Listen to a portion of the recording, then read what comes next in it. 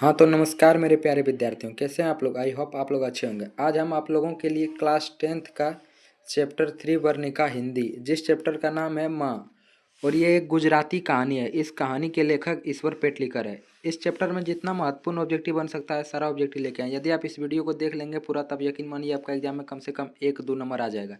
क्योंकि वर्णिका है एक ऐसा बुक है जिससे हर साल 1 से 2 ऑब्जेक्टिव हर चैप्टर से पूछा जाता है। तो आप लोग इस वीडियो को पूरा देख लीजिएगा और अंत में अपने दोस्तों के साथ शेयर भी कर दीजिएगा। तो चलिए बिना लेट के इस क्लास को स्टार्ट करते हैं। और यदि अभी अभी तक आप लोग इस चैनल को सब्सक्राइब नहीं किए होंगे तो प्लीज़ आप लोग से मेरा रिक्वेस्ट है, इस चैनल को सब्सक्राइब कर दीजिएगा।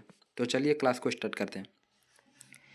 देखिए पहला सवाल क्या कर रहा है। पहला सवाल बोल रहा है मंगू की बड़ी बहन का नाम क्या थी। मंगू के बड़ी बहन का नाम कम्मू थी।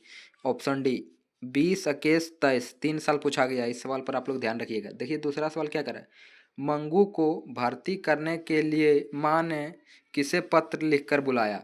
तो बड़े पुत्र को। ऑप्शन ए जो है बिल्कुल ही करेक्ट आंसर हो जाएगा। चलिए आगे बढ़ते हैं। देखिए तीसरा सवाल क्या करा। खून की सगाई किसकी प्रसिद्ध कहानी है। तो ईश्वर पेटलीकर। ऑप्शन बी जो है बिल्कुल ही करेक्ट आंसर हो जाएगा। देखिए सवाल नंबर 4 क्या करा। कौन सा महीना माँ के लिए आराध्य देव आशा भर बन गया था। कौन सा महीना में माँ को आशा था कि मेरा मंगू ठीक हो जाएगा, मंगू का पागलपन ठीक हो जाएगा। तो अघन। ऑप्शन बी बिल्कुल ही करेक्ट आंसर हो जाएगा। चलिए आगे बढ़ते हैं। देखिए सवाल नंबर 5 क्या कह रहा। सवाल नंबर 5 बोल रहा ईश्वर पेटलीकर किस भाषा के कथाकार हैं। तो ईश्वर पेटलीकर एक गुजराती भाषा के कथाकार हैं। ऑप्शन सी जो बिल्कुल करेक्ट आंसर हो जाएगा। ये देखिए ये सवाल 3 बार पूछा गया है। इस सवाल पर आप लोग विशेष ध्यान रखिएगा।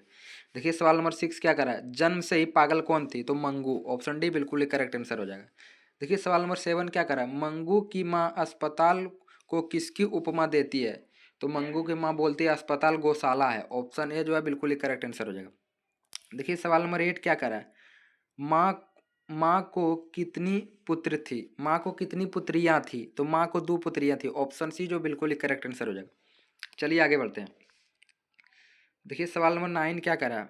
सवाल नंबर 9 बोल रहा है ईश्वर पेटलीकर कहाँ के लोकप्रिय कथाकार हैं। तो ईश्वर पेटलीकर गुजरात के। ऑप्शन सी बिल्कुल ही करेक्ट आंसर हो जाएगा।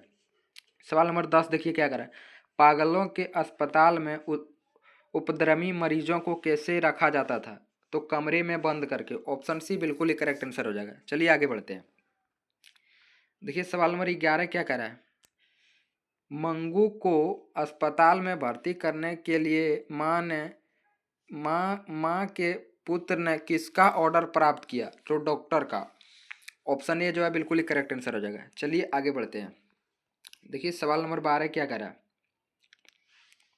सवाल नंबर 12 बोल रहा तुरई के फूल की तरह खिलखिलाते हंसते लोग सहसा मुरझा गए। यह पंक्ति किस कहानी का है। तो ये माँ कहानी का है। ऑप्शन सी जो है बिल्कुल ही करेक्ट आंसर हो जाएगा। देखिए सवाल नंबर 13 क्या कर रहा है। मंगू की प्राकृतिक मौत को माँ क्या मानती है। छुटकारा। यानी मंगू जब प्राकृतिक मौत से मर जाएगी तो ये छुटकारा हो जाएगा मेरा। देखिए सवाल नंबर 14 क्या करा। काला पानी किसका लोकप्रिय उपन्यास है। तो काला पानी ईश्वर पेटलीकर। ऑप्शन डी जो है बिल्कुल ही करेक्ट आंसर हो जाएगा। चलिए आगे बढ़ते हैं। देखिए सवाल नंबर 15 क्या करा है। किस नदी के बांध के नीचे लक्ष्मी का घर था। ये चैप्टर 2 का आ गया। ढाते विश्वास। तो देवी नदी के। ऑप्शन डी जो है बिल्कुल ही करेक्ट आंसर हो जाएगा। देखिए सवाल नंबर 16 क्या करा है। मंगू को लोग कहाँ भर्ती करने की सलाह देते थे। गांव के लोग मंगू को कहाँ भर्ती करने का सलाह देता। तो अस्पताल में। ऑप्शन डी जो है बिल्कुल ही करेक्ट आंसर हो जाएगा। देखिए सवाल नंबर 17 क्या करा है। माँ कहानी किस भाषा से अनुदित है। तो ये एक गुजराती कहानी है। ऑप्शन बी जो है बिल्कुल ही करेक्ट आंसर हो जाएगा। चलिए आगे बढ़ते हैं। देखिए सवाल नंबर 18 क्या करा है। सवाल नंबर 18 बोल रहा है मंगू की माँ की कितनी संतान थी। तो मंगू की माँ को 4 संतान थे, 2 पुत्र और 2 पुत्री। देखिए सवाल नंबर 19 क्या करा है। माँ कहानी किस लेखक द्वारा रचित या अनुदित है। यानी किस लेखक ने माँ कहानी को लिखा। तो ईश्वर पेटलीकर। ऑप्शन सी जो है इसका करेक्ट आंसर हो जाएगा। आप लोग ये याद रखिएगा कि इसका ट्रिक माँ जो होती है वो ईश्वर होती है। तो ईश्वर से क्या हो जाएगा ईश्वर पेटलीकर। इस ट्रिक को आप लोग याद रखिएगा। देखिए सवाल नंबर 20 क्या करा। सवाल नंबर 20 बोल रहा है मंगू किस कहानी की पात्र है। तो मंगू माँ कहानी की पात्र है। ऑप्शन डी जो है बिल्कुल एक करेक्ट आंसर हो जाएगा। देखिए सवाल नंबर 21 क्या करा है।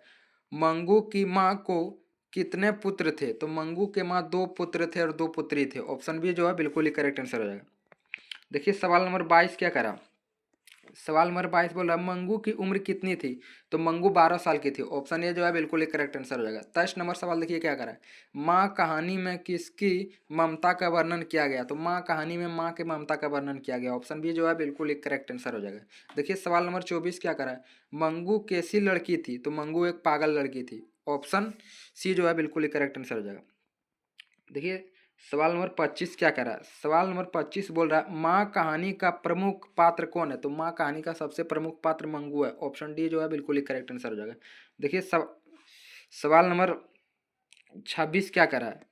सवाल नंबर 26 बोल रहा है किसे पागलपन के सुधार देख लोग मंगू की माँ को अस्पताल जाने की सलाह दे रहे हैं?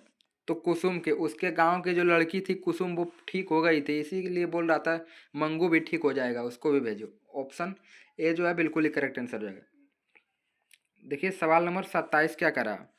सवाल नंबर 27 बोल रहा माजी में मंगू को अस्पताल में भर्ती कराने के बाद क्या परिवर्तन आया?